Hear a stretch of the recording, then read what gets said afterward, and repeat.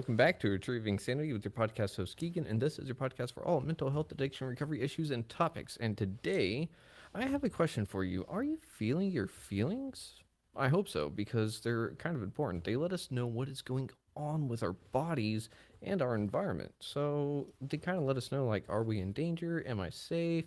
And things like that. So really the whole point of this episode is, well, we did have a interview scheduled, and well, guess what? An hour ago they canceled, so didn't really get an explanation as to why. And that just kind of seems to be the case. If I'm not reaching out, well, anytime before the recording, then there's a good chance that they may just say, well, he didn't reach out, so it's not happening, which has happened. And then there's some times where it's like, oh, well, just life happens, and that's totally fine. And then there's times where it's like, this one was a little bit more interesting because it's a first. Someone that, now that I use Podmatch to help me get some awesome guests, uh, some people use an agent to monitor that and everything for them. So, like an HR person, whatever. And like people that can hire other people. This is like actual business people. But, anyways, they had an agent and they were working through the podcast, through the Podmatch. And then the Podmatch um, agent no longer works with the person, so the person is still wanting to do an episode, but we just have to reschedule. So I don't know why the person not being there has anything to do with it, or it affected the maybe they said, "Hey, today's my kid's birthday. I can't do that." And then I don't know. There's just no reason. It was just, hey, it got canceled, and I was like, oh, I thought I had that today. I did have it today, because I was like, why did I get a notification about the interview that's happening in an hour whenever I normally get that notification like 10 minutes before the interview? And it was like, oh, it's canceled. So I went through and I was like, okay, what's going on? Oh, hmm. And then made an email, figured out what's going on ish. And you know what? That's totally fine. We're okay. And that gives me time to do a little bit more of the old school, podcast. And I don't know what that really means for me necessarily. But I know that I'm going to put on some background music for myself. For myself. Because it just doesn't sound. Wait, hang on. Okay. Just making sure it's not playing out of my speakers and into my microphone. Uh, oh, what was I saying? Oh no. Um, oh, the background music and stuff like that. Whenever I play it and y'all hear it, oh, I close that and it goes away. Boo. If y'all are hearing it, then it makes my audio crap. And there is one aspect that I've not really done a whole lot of in podcasting, and it's going back and rewatching the lives all the way through. And that's the thing, is that sometimes I do, sometimes I don't. But there have been some times where it's like, I've got a lot of confidence in this, and I placed what confidence I've grown in wrong places, because it's like, oh, I have a lot of confidence in technology and it lets me down a lot, and I don't know why I keep trusting it so much. But it's just one of those things. So, music I got in me ears, you can't hear it. So, if I seem to get really into whatever I'm talking about, it's because to me, it goes with the music, man. And for y'all, maybe not. So, maybe I shouldn't do it. So, it just kind of goes like that. Because then I can actually edit the episode to make it sound like it does in my head. And that's a lot of editing, trust me. But that's one of the things, is that if I don't feel the content that I'm talking about, y'all can tell. If I don't feel like doing an episode, y'all can probably tell. If I don't feel like doing editing, y'all can definitely tell. And that's the thing, is that feelings can either lead me to do something or push me away from doing things. And one of those things is just podcasting, or rather just feeling. Actually, I should just say feeling. Feeling is a weird feeling, I should say. And if you don't know what I mean, then it's probably a good thing because it means that you've actually probably have your feelings all this time, which is great. And if you know what I'm talking about and you're like, yeah, feelings are weird, then you're in the right boat. It's okay. I know they're uncomfortable. You'll get used-ish to them. Not all the way, but a little bit. Um, and I say this because I have, um, well, let's say, let me put it like this. I have actually been able to start going off the medications, which is awesome. I don't sit there and be like, oh man, did I take my meds? I'm going to freak out because I didn't take my meds. Oh no, I'm going to have a panic attack, severe panic attack. I'm going to flip out on people. I'm going to lose everything. And, it's not like, oh, it's 1 o'clock in the afternoon. Oh, I forgot to take little tiny pills. Shit. And then it's like, oh, it's downhill. But the thing is, too, what was interesting is whenever I was doing this, some of the things with medications, like psychiatric medications, especially, this is also after I spoke. Oh, shit. Oh, why do I have to be bad at names right now? Oh, it's Dr. We're Y'all are on my turf. We're doing this how I'm going to do it. So we're going to figure out that guy's name real quick because uh, it's not because of that conversation I decided to go off of the medications, but it was because I was like, I want to actually feel again. And so hang on, where was it? It was that was a while ago. Dr. Fred Moss. Wow. All the way back in March 23. Wow. But speaking with him, he was talking about how getting off the medication is going to make you have those symptoms. And I was like, nah, yeah, I don't really like panic. I don't like anxiety. I don't like being bipolar. I don't like changing moods all of a sudden for no good reason and slipping in and out and all, So I was like, I'm going to stay on my meds because I don't want to face those consequences and everything. Because I was like, I want to feel, but I don't want to go through that. And part of me was like, okay, well, with everything fucking going on in the country, I'd say the world, but the world is really minuscule in my eyes compared to what, not minuscule or anything like that. What I mean by is like, I'm concerned about the immediate danger, and the world is beyond the USA borders, and I'm worried about what's going on the inside. So basically, there's the whole thing with Trump doing the pharmaceutical thing now, which an executive order is not going to lower the cost of pharmaceuticals right away. It doesn't work like that. Anyways, with all that being said, and all fundings being cut from this, that, and another, and thankfully somehow none of that stuff really affected my programs yet. But the thing is, there's no telling if it is or not eventually. So I said, instead of sitting there and waiting for the inevitable and being like, oh shit, I can't afford these because they're $1,500 a month. And again, that executive order isn't going to do shit like y'all think it is. Some of y'all maybe, I don't know. But the thing is, I decided I don't like staying on these little tiny pills all the time. And if I can learn how to actually control my bipolar or whatever it is, if I can learn how to actually have emotional regulation, then maybe it'll be worth it. And so I was like, we'll actually try and get off. So, weaning off of them and stuff was interesting because, and whenever I was talking to the consult, they were like, yeah, you're probably going to feel like you haven't taken them and stuff. And I was like, what are you talking? Of course. But, anyways, I was having awesome manic episodes. And I mean, awesome. I was on top of the world. You couldn't stop me. I was feeling great. And boy, it did not last long. But the thing is that with that, I was able to actually feel. And once it settled down, I went down.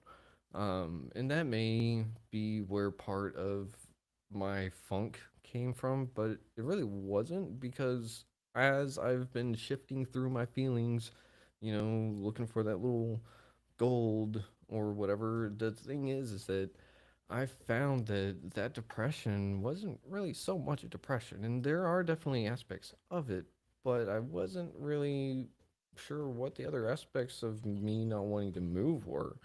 Part of it is the executive dysfunction, part of it is just the overwhelming anxiety and other things like that, and just weird things that I don't want to talk about out loud because they just sound so stupid. But that's the thing is that they're there. So, anyways, whenever was getting off the manic phase and going into the slope, I was starting to freak out. I was like, oh no, this is not going to be good. The manic phase was really good. I know what comes next. So I was kind of sitting there and I was bracing for an impact that didn't really happen. And I don't know what I was expecting, but it wasn't what actually happened. So normally, whenever I would get super depressed, it would be like, I'm not getting out of bed, I'm not doing this, I'm not doing that, I'm literally doing nothing. This time around, it wasn't so much like I don't want to get out of bed, it was more along the lines of where do I find my worth? And I was sitting there and I was like, well, okay, I have worth in myself, right? And I've been building myself up for the last 3.5 years, and it's just been one of those things that, and I just said 3.5 like it was nothing. I'm like, whoa, is it really 3.5? Yeah, right? I think so. Damn, that's pretty cool. Anyways, I threw myself off my own train. Um, oh, so the depression episode wasn't really a depression episode. I found my worth in myself, which normally I was looking for worth from outside validation and recognition, stuff like that. What is making my phone go off? Oh, Jordy. Hang on. Let me see. Do.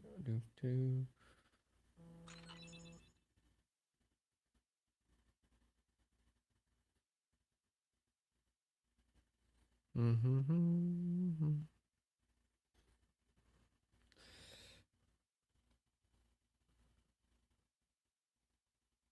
Okay. Anyways, what was I saying? Oh, the depression, the value, the worth. Um, so whenever I was sitting there and trying to always say, what am I bringing to the world kind of thing, it's like I'll always fall short if I'm playing the comparison game because everyone else can always bring so much more. And I'm just here doing a little podcast that gets like 5 downloads, 10 downloads, 55 downloads, maybe 60, and then stuff like that. And then on YouTube it gets quite a bit more here and there, especially shorts and stuff, but it's not like I'm sitting there with like 1,000 subscribers and ad revenue and this and that, and I'm just me and I don't honestly bring a lot to the table. However, a lot of people think I do, which is weird because to me I don't. And so see what's kind of going on here. This podcast has done a lot more for me, and it's helping out other people. Like that's the thing is that it's oddly helped me, and by me doing it, it's helped other people. It's a really weird like positive feedback loop of sorts. I'm still not entirely sure how it works, but that's the thing is that people want to share their story. People want to talk. And I have a platform to which people can share their story on the radio, on TV, on the internet, and get it out there. And so parts of me, man, and here's another. Oh, no, we're going to sideline that for the podcasting aspect of this episode. We'll see if we even get to that. We'll just stick to feelings for now. So, anyways, with the feelings, it's one of those like da, da, da, ba, da, ba. So the depression phase, right? Always looking for that outside validation, that source of what can I get to put in here to make me feel good. Okay, that one was not Jordy. I don't know what that one was. So phone, go and vibrate. Thank you. So, anyways, where's my mouse? Mouse, there you are. Stay. um,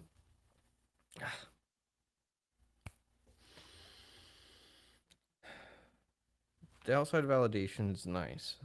Whenever I'm running low on um fuel, right? Because that outside stuff is kind of like a attaboy, like get up and go.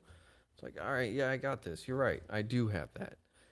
But if I don't have that initial spark, that divine inspiration, if you will, if I don't have that going for me, then no outside validation is going to do anything. So this depression phase, actually, while I was in my manic phase, I knew what was going to come along, right? I was like, oh no, I know what's coming. So I did a lot of prep in my mind and a little bit of outside, not scheduling, routines, having a little bit of routine in place. But I did a lot of mental prep work to sit there and say, look, find a solid ground, find your center, fucking plant some roots there, and just go visit it every day and water it some. See if you can't get them further down. Every day I did that multiple times. And so whenever the depression phase came along, it was like a giant wind came and like blew at the tree, and the tree definitely fucking swayed, but it didn't break this time. And so it was like, yes, because I finally was able to say, look, this is me. I finally have started to lay out my identity in full and be able to sit there and say, like, I don't like a lot of me, right? I'm not the strongest person. I'm not the most confident person. I'm not the smartest person. A lot of the stuff that I know is surface level. And I am just honestly not that great. But that's the thing is that I'm not trying to be great anymore. I just want to be me. And that's enough, like that can be enough for me. I'm married to Jordy. She's amazing and she is what I need and want, and that is enough. That's enough. This podcast is enough. I love doing this podcast. The work aspect sucks, but boy, oh boy, having that worth whenever that depression came along was really good. To have, because instead of feeling like I was washed away and blown away, I felt it hit. And once I got used to it, it kind of settled down. And don't get me wrong, there were definitely waves of like, oh, yep, never mind, that was definitely not over. The worst is still coming. But then there were moments where I was like, oh, yeah, this is actually kind of like not as bad as I thought it was going to be. And that's the thing is that a lot of the times, whenever I'm dealing with emotions that are difficult, I blow them out of proportion. And I do that in a few senses, but I could sit there and say, I'm bipolar, so I just feel everything immensely. And while that's true, the thing is that whole bipolar aspect, whenever I think back to the conversation with Dr. Fred Moss, whenever I think back to uh, Massimo Rigatti and who's th- uh, oh nope, not gonna do it. But whenever I was speaking to them and realizing that, look, have they have some golden nuggets of information that I could use. And so I was like, okay, so I'm really not that different. The bipolar aspect, whenever it gets blown out of proportion, it's what am I doing with my responses? How am I reacting? So if it's a communication issue, if it's something like that, then if I'm mad, step four has taught me that I have resentments and I need to definitely let them out, and I'm not good at that. So one of those things, well, step four says I have resentment, step five says I talk about them. But anyways, whenever I can learn to really do that, whenever I can sit there and say, look, like this is what I'm feeling, and lay it out there, so many more battles and oh, everything is just so much easier. It really is. Like I have to admit that a lot of the problems I've made in my life I made because I just was like, oh, this is going to suck. And I didn't do it on the pretense that it would suck. And it probably wouldn't have sucked. And if it would have sucked, and that was one thing is that being an electrician, I learned that if something's going to suck, it's going to suck no matter how much I bitch about it while I'm doing it. So I might as well just sit there and say, yeah, that's going to suck. Then do it anyways. And think about how to do it faster, things like that. But in this regard, that depression phase was going to suck. So I got ready for it. I prepped myself. And whenever the wave hit, I didn't know what to do. To be honest, I kind of sat there and was like, this sucks. I forgot how bad this sucks. Why does this suck this bad?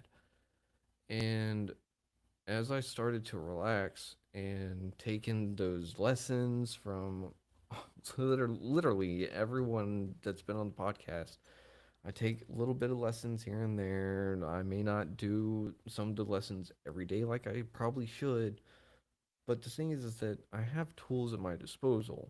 And while I may not use the same tool all the time, all all the time, every time, every time,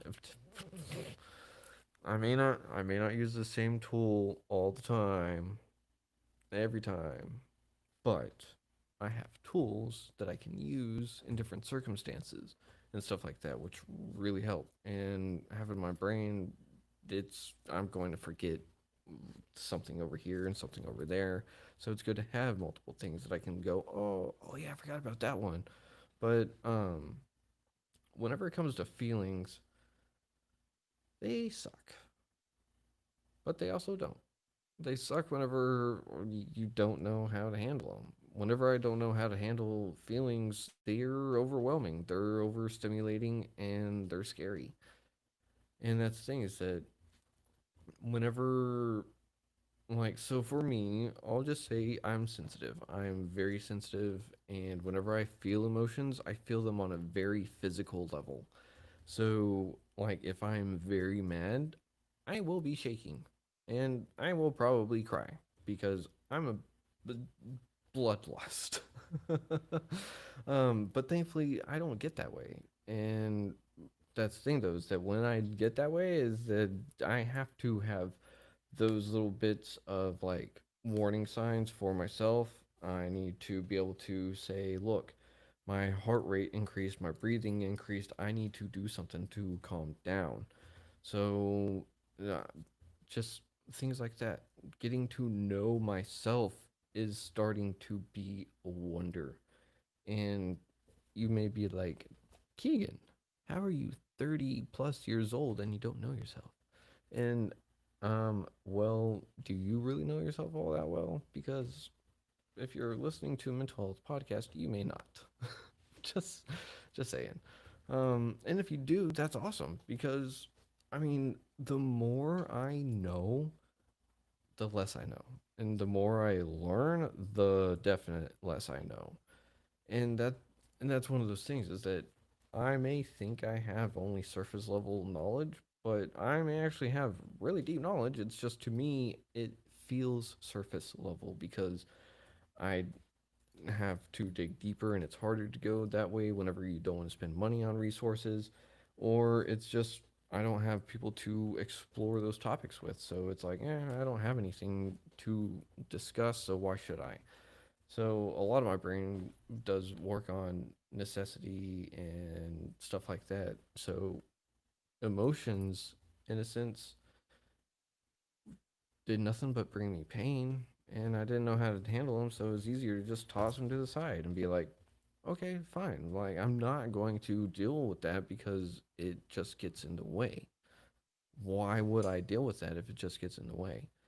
So, and now I'm sitting here after a decade of alcoholism and addiction, just like I missed out on so much of life. Like, yeah, I was living it, I was experiencing a lot, but I was not there. Like, I have a very fuzzy memory for like last, uh, so minus the last 4 years. The 10 years before that, a lot of fuzzy memory, a lot. And I'm glad I didn't really feel through all that because thinking back on it sucks. So, I mean, if I knew then what I know now, what would I do different? I don't know. That's the thing is that what would I do different then to bring me to now and still be here right now? There's just nothing I could do. So I wouldn't change anything that went on and happened because that'd be cheating. There's no going backs, no do overs, no oopsies, and that's the thing. I had to learn to feel backwards too because how can you say things and maybe not feel them, you know? And it's not feel them. I'm not sure what I'm exactly trying to say here. Um, but whenever I think back and it's like, oh, I could have felt more. I should have felt more. It makes me think to the present now and makes me say, I want to feel all this, even if it's shitty. Even if it makes me go, ew, that made me feel not good. I didn't like that. Even if it makes me feel like that, I'd rather feel that than sit there and be like, ah, shit, I've got to have another bottle of liquor in my hands, otherwise I'm going to be sick. And oh, just so you know, if you're new to the podcast, if I drink again, I'm probably just going to die. So there's that. Um, but we can't sit there and numb our feelings all the time. We can't sit there and just say, "Oh, I like that one, so I'm going to stick to that." Because if I wanted to feel nothing but happy all the time, guess what? I would be on ecstasy all the time. Probably, I don't know, but or I would just be drunk all the time because that's what it brought me was perceived happiness. It wasn't really, it was perceived. And even then, if you listen to any of the podcasts, you'll hear that I wasn't actually happy. So it's so, oh, but that's things that I now know that I would rather feel everything than not feel it at all or even just have it kind of halved because that kind of sucks. So it's one of those like have all of it or none of it. And as much as it has brought me pain in the past and held me back and this, that, and other, feelings are awesome. And I'd rather have feelings. You know, I'd rather feel them 10 times harder than anyone else if that means that I can use that to try to help other people.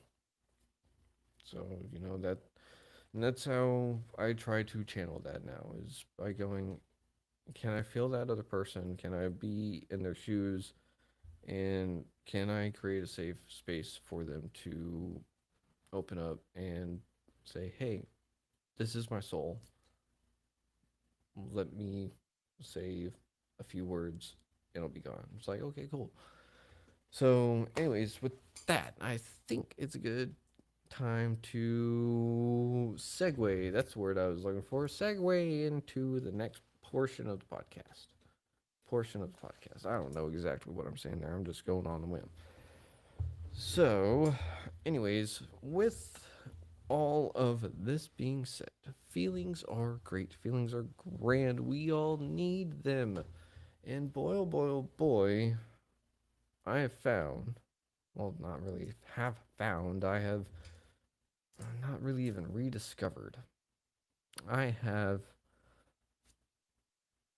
I don't even know the best word for the scenario. I have decided to invest my time for whatever reason into the Distractible podcast. And I only say this because it's a few of my favorite YouTubers, and instead of them playing video games, it's them doing a podcast, and it's great because it's like a game show that has the silliest rule. It's hilarious if you like some toilet humor or just somewhat smart humor and stuff like that. They're great. I love them. So if you can go check out Distractible Podcast, or you can check out their gaming YouTube channels if you want. I'm not sponsored by them or anything. Not sponsored by anyone. Actually, I kind of have been. I sort of take that back. I mean, per episode, so I guess it kind of works. I don't know, but so while I was in my depression slump, and then once I started hiking out of it, then I was I was oh man, I was hyper fixated on a playlist of just them playing video games, right? And so I heard the same probably 8 hours of this playlist. Like, I mean, I played it enough times to where it's like a movie, to where they say something, I know what the next person's going to say and can say it with them, whatever. But the thing was that something very quickly went, that doesn't really feel right. What is that? And it was like, I'm kind of sitting here in this weird position where I don't want to listen to music. I don't want to watch YouTube. I don't want to do this, but I need noise. I need noise. And so I was like, they have a podcast. I might as well listen to that. So I gave it a shot because, I have a lot of driving to do. And it turns out I actually really love the podcast. But they've given me a lot of inspiration and a lot of desire, I guess, for what I would like the podcast to kind of be. And that's the thing, is that it's like, what am I missing from my podcast? One thing that I'm really missing from my podcast is my co-host, and that's the thing, is that I don't want to have another co-host per se, but I don't want to not have a co-host. Does that make sense? So I don't want to replace the co-host that I have, but I don't want to not have one either.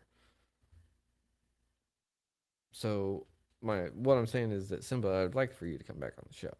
Um, and that's also the thing too, is that, like, how much of the podcast am I going to dedicate to my life? How much of my life am I going to dedicate to the podcast? There we go. And that's the thing, is that it does take a lot of time. It does take a lot of time, energy, and stuff like that. And whenever I don't get a lot of um, clout or whatever, then it is one of those, like, well, why am I doing this? And it's like, oh, well, it's because it's fun. People get something out of it if they get something out of it, and I just enjoy it. That's the whole point I need to do it for, right? Is that I just enjoy it. It's fun. So part of me is like, why put all that effort in? It's like, well, because it would be really finished, polished product. It would be good. And it's like, cool, but how? And, well, you just do it. Well, okay, but when? You just do it. Okay, but literally when? I have a normal work, I have other interviews to do, I have life outside the podcast, and it's just one of those things, like, I have to either make sacrifices, make schedule, do this, that, or another. And I know I talk about the podcast a lot, and it's because it is a huge part of my life. Like, I didn't think it would be this big, but it exploded. And it's a good thing.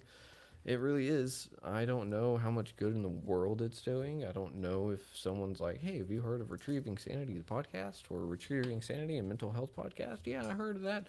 That Tanner dude's weird. Did you say Tanner? I thought his name was Keegan. Oh yeah, I heard that he went by the Irish Guru at one point.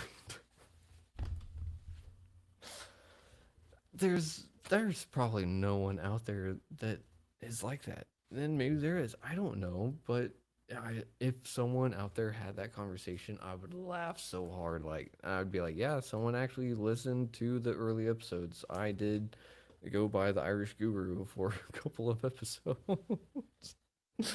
Oh, what all did I go by? I don't know. I've gone by Tanner. I've gone by Keegan. I've gone by the Irish Guru. I've gone by Liam. So yeah, this podcast has grown. But anyways, one of the things about it is that it's like,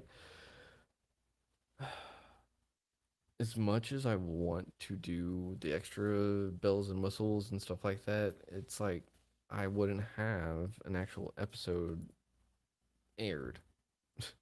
it, it'd take like 2 months to get an episode completely edited the way I want, with keeping on top of everything else, such as maintaining the website, which I need to do, such as creating thumbnails and covers and editing the episodes. So, and oh, and the other hard part, networking.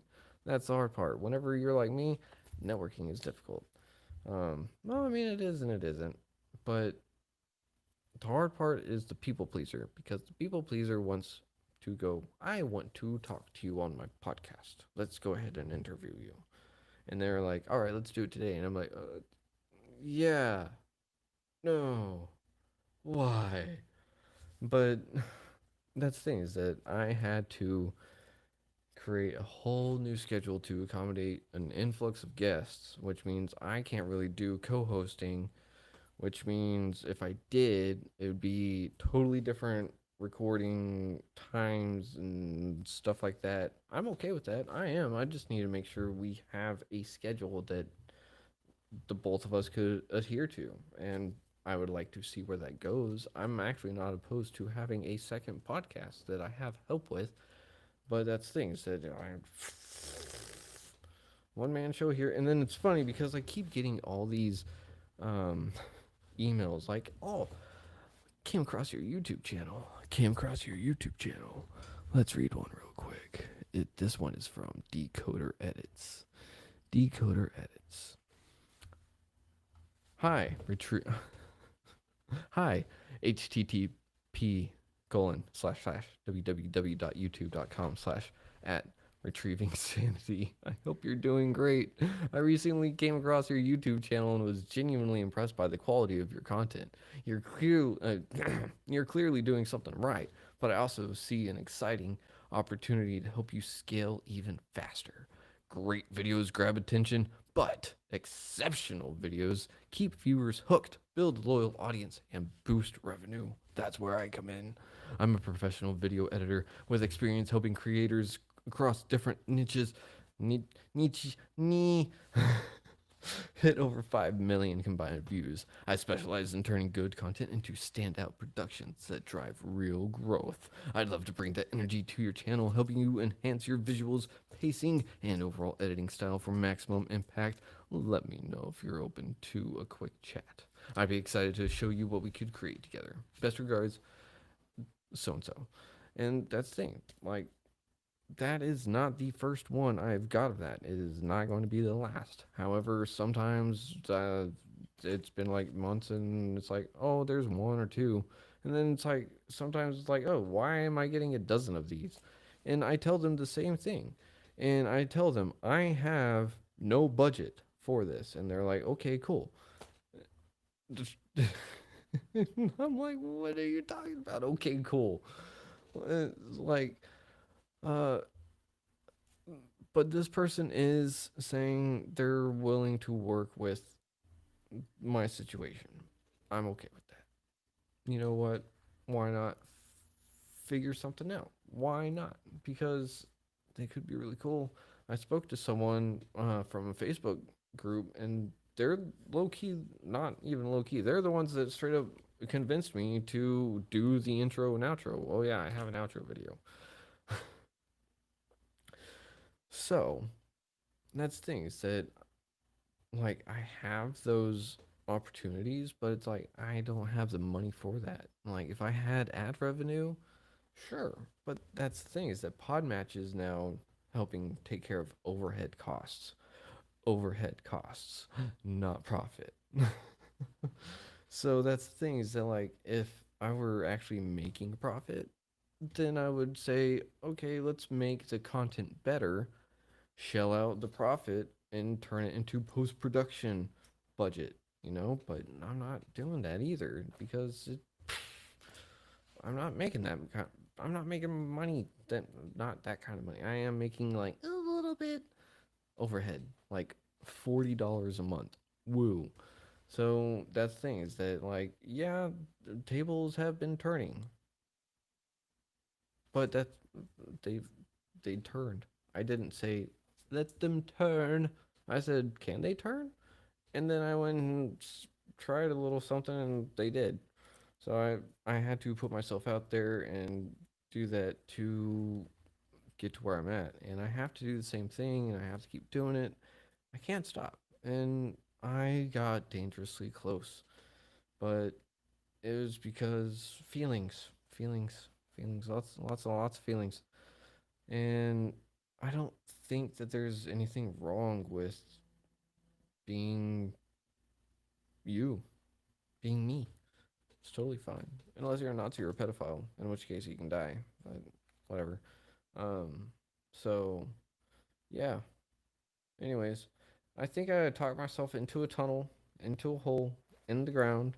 So we're just going to go ahead and end this here. I didn't expect to go for 45 minutes because, again, I had an interview. I did not have an interview all of a sudden. So I decided I was going to do a little bit of a shindig impromptu episode. So we're going to have an. You know what? I'm not. I'm not going to actually say who's next, when it's next. I'm no. Every single time, almost every single time, I have said, check out Retrieving Sanity on Facebook or YouTube Friday at 6 p.m. for an interview with so and so, or check us out Sunday at 1 p.m. for this interview. Every time I've done that, almost every time I've done that, they either cancel or reschedule. And it's like, so I do have an interview coming up. I got a lot of them coming up, so be sure to come on back and just say hi. A little bit of a hi is always fun. But we are going to leave this episode here. I'm going to stop, and hopefully you got a little bit of something out of this, even if it's just kind of a little chuckle like, wow, that guy is fucking crazy. That's okay because that I can be crazy for you. You don't have to be crazy. Let you live vicariously through me, through shared experiences through the camera. Yeah, something like that. I don't know. It made sense in my head. So with that, I gotta go. You better have a wonderful rest of your evening. I am going to tell you what to do if you're going to listen to the Retrieving Sanity podcast because you're on my turf. So if you listen to this episode, give a thumbs up, give a like, and just more importantly, just be kind to everyone out there. And as always, much love. See you next week or tomorrow. Shalom.